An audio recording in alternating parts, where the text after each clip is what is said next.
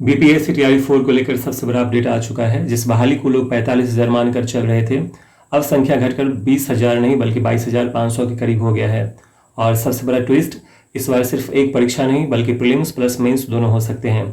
इतना ही नहीं, prelims online mode में भी लिए जाने की संभावना है। तो आखिर पूरा सच क्या है, कितने सीटें आएंगी, एज रिलैक्सेशन मिलेगा या नहीं, और तैयारी का अभी क्या करना है, पूरी अपडेट इस वीडियो में आपको मिलेगा, इसलिए वीडियो को अंत तक जरूर देखें। हाय एवरीवन, स्वागत है आप सभी का। आज बात करेंगे बीपीएससी टीआरई 4 को लेकर, जहां लगातार नए अपडेट आ रहे हैं। सबसे बड़ा सवाल, कितने सीटों पर बहाली आएगी।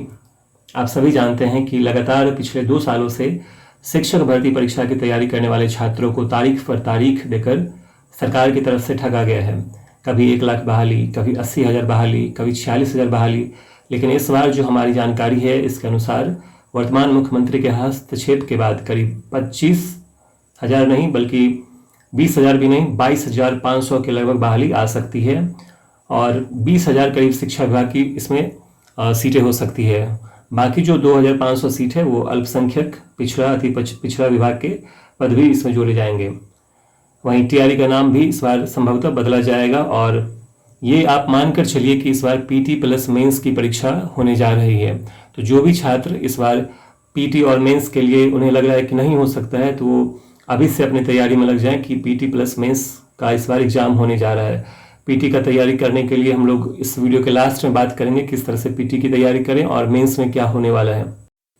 देखिए, अभी जो जानकारी मिल रही है उसके अनुसार टीआरई 4 प्रीलिम्स का एग्जाम ऑनलाइन में हो सकता है। इसके ऊपर चर्चा विभाग के अंदर चल रही है। हालांकि ये अभी पूरी तरह कंफर्म नहीं है, लेकिन ये मानकर चलिए कि ट्रांसफर, पोस्टिंग और रोस्टर क्लियर करने में जुलाई तक का समय लग ही जाएगा। लेकिन बहाली आपकी किसी भी हाल में जुलाई लास्ट वीक तक आने की संभावना है। हालांकि एग्जाम सितंबर में होना मुश्किल है। प्रीलिम्स आपका नवंबर या दिसंबर में हो सकता है। वहीं मेंस अगले साल मार्च तक जा सकता है। इसके बाद अगर रिजल्ट की बात करें तो रिजल्ट आपका मई या जून के फर्स्ट वीक, और डॉक्यूमेंट वेरिफिकेशन होते होते आपको जुलाई में जाकर के आप स्कूल ज्वाइन करेंगे। वहीं तैयारी की बात करें तो पीटी में आपको कम से कम मैथ्स, रीजनिंग, जीके और बेसिक जो हमारा इंग्लिश और हिंदी होता है उसको आपको अभी से तैयार करके रखना है।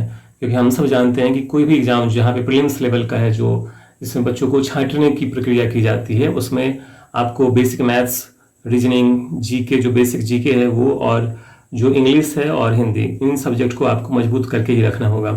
उसके बाद वैसे अभी घोषणा नहीं हुआ है कि ये चीज़ होगा कि नहीं, लेकिन अगर होता है मान लीजिए पीटी और मेंस, तो ये बात मानकर चलिए कि उस एग्जाम में आपको मैथ्स से सवाल आएंगे ही, रीजनिंग से सवाल आएंगे ही, इंग्लिश, जीके, ये सारे बेसिक हैं जो लगभग आप पूरे ऑल इंडिया में जितने भी एग्जाम होते हैं प्रीलिम्स लेवल में, आप वहाँ देखेंगे कि इस तरह से एग्जाम लिया जाता है। अभी हाल ही में केवीएस, एनवीएस और ईएमआरएस का भी एग्जाम हुआ था। उसमें भी आपने देखा होगा कि मैथ्स, रीजनिंग, जीके, ये सारे पार्ट्स पूछे ही गए थे प्रीलिम्स लेवल में। तो आप मान के चलिए कि बिहार में भी अब लगभग वही पैटर्न को अपनाया जा सकता है।